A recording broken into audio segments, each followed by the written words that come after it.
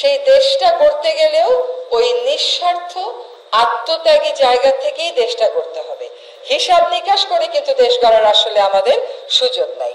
আপনাদেরকে সেজন্য আসলে কোনো অভিনন্দনই যথেষ্ট না তো আপনাদের জন্য, কিন্তু তারপরেও আবার অভিনন্দন জানাই।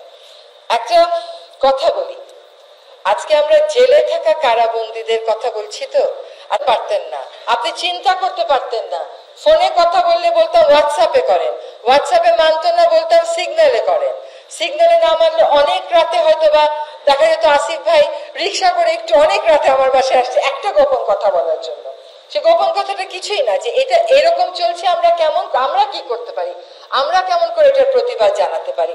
তো আমার কাছে ওই সময়ের দেশটাকে আসলে দেশ মনে হয় নাই, আমার কাছে ওই সময় দেশটাকে না জেলখানাই মনে হইতো।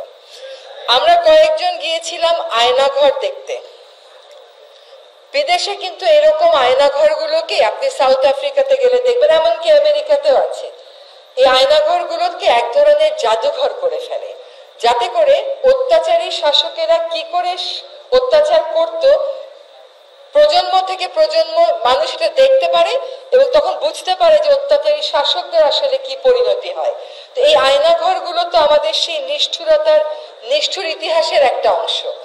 আজকে যখন এখানে বসে আয়নাঘরে থাকা অনেকের বর্ণনা শুনেছি, আজকে যখন এইখানে বসে জেলে থাকা মানুষদের বর্ণনা শুনলাম, আমার কাছে কিন্তু আয়নাঘরের সাথে জেলে থাকা মানুষের কষ্ট কোনো অংশে কম মনে হলো না। ও কিন্তু প্রত্যেকটা জেলখানাকেই আসলে আয়নাঘর বানিয়েছিল, হয়তো আয়নাঘরের জায়গা হচ্ছিল না, তাই জন্য জেলখানাগুলোকে সে আয়নাঘরের মতন করেই বানিয়েছে। আমরা এখানে আরেকটা গল্প বলি। একদিন মাঝরাতে ঘুম ভেঙেছে, দেখি নূর ভাই ফোন করতেছে। সে ফোন করছে, আমি ফোন ধরতে পারিনি, পরে সে একটা SMS দিল, আপা এবার আমাকে এত মেরেছে আমার ব্লিডিং বন্ধ হচ্ছে না, আমার মনে হচ্ছে এবার আমাকে মেরে ফেলার জন্যই আসলে তুলে নিয়েছে। এটা কিন্তু জুলাই মাসের কথা না, তারও অনেক আগে। প্রথমে তো ওকে মারতই, ওর নামটা আমার ফোনে সবসময় ভিপি নূর নামে সেভ করা।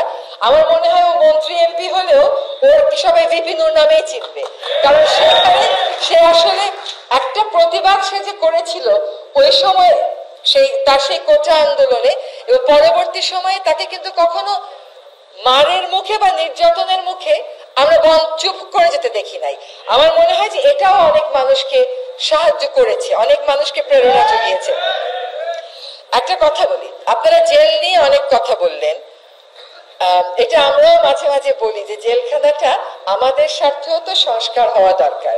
পুরোটা আর আমি ভেঙে বললাম না, কিন্তু দেখেন জেলখানায় কারা যায় বলেন, জেলখানায় কারা যাবে? জেলখানায় যাবে চোর, জেলখানায় যাবে অর্থ পাচারকারী, জেলখানায় যাবে খুনি, জেলখানায় যাবে অপরাধী।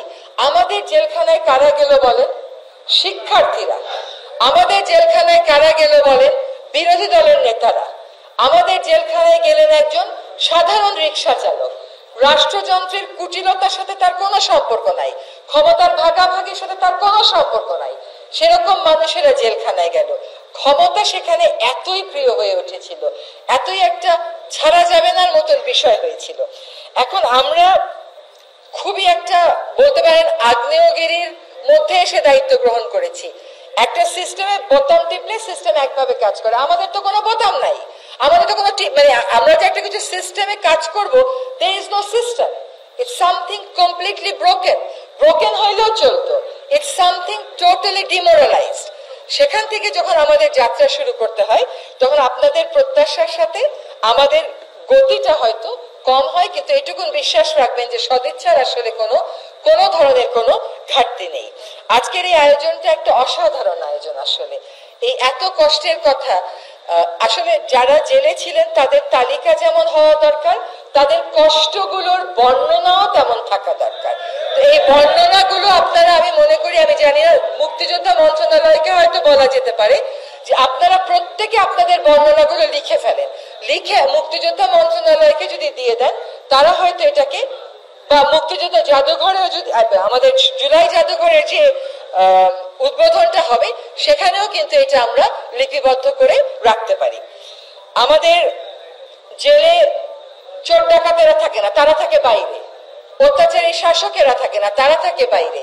কাজে এখানে আমাদের ক্ষমতার ভারসাম্যের যেমন আমল, আপনি জেলখানাটা খুব সুন্দর করে বানালেন, কিন্তু লাভটা কি হলো? সেখানে যদি ভালো মানুষকেই নিয়ে ঢুকান তাহলে তো যা পরিবর্তন চান তা হলো না। কাজে রাষ্ট্রের যে ক্ষমতার ভারসাম্য, সেইখানে আমাদেরকে পরিবর্তনটা আনতে হবে। কোন কোন দেশ আছে জানেন, জেলখানা ভেঙে ফেলতেছে, কারণ তাদের দেশে জেলে ঢুকানোর মতন অপরাধী পাওয়া যাচ্ছে না। আমরা তো সেই সমাজের স্বপ্ন দেখবো। সেটা আপনারা একটা কথা বলেছেন তালিকা, আমি মনে করি তালিকার পাশাপাশি বর্ণনাটাও আসলে আমাদের অবশ্যই সংগ্রহ করে রাখা উচিত। আরেকটা হচ্ছে পুলিশ সংস্কার এবং কারা সংস্কার, এই কাজগুলো নিয়ে, এই কথাগুলো নিয়ে আমাদের মধ্যে আলাপ আলোচনা হচ্ছে। এত প্রাধিকারের এত লম্বা তালিকা, কোনটা রেখে কোনটা করা হবে। কিন্তু আজকে আপনাদের যে কষ্টের বর্ণনা শুনলাম, এর আগেও শুনেছি, দীর্ঘ এত বছর যাবত যারা কারাগারে গেছেন, এমন অনেকেই আছেন যারা 15 বছর নিজের বাড়িতে থাকতে পারেন নাই, চাকরি বাকরি করতে পারেন নাই, এরকম তো অনেকেই আছে, তাই না? ফলে এই পুরো জিনিসগুলো যারা জুলাইয়ে কারায় ছিলেন তাদের বর্ণনা, এবং যারা ওই রকম নির্যাতনের শিকার হয়েছেন স্বৈরাচারের হাতে, তাদের সকলের বর্ণনা নিয়ে, তালিকা নিয়ে এটা কিভাবে সংগ্রহ করা যায় আমরা নিশ্চয়ই উপদেষ্টা পরিষদে আলোচনা করব, এবং আপনাদেরকে আশা করি একটা ইতিবাচক সিদ্ধান্ত জানাতে পারবো। অনেক ধন্যবাদ।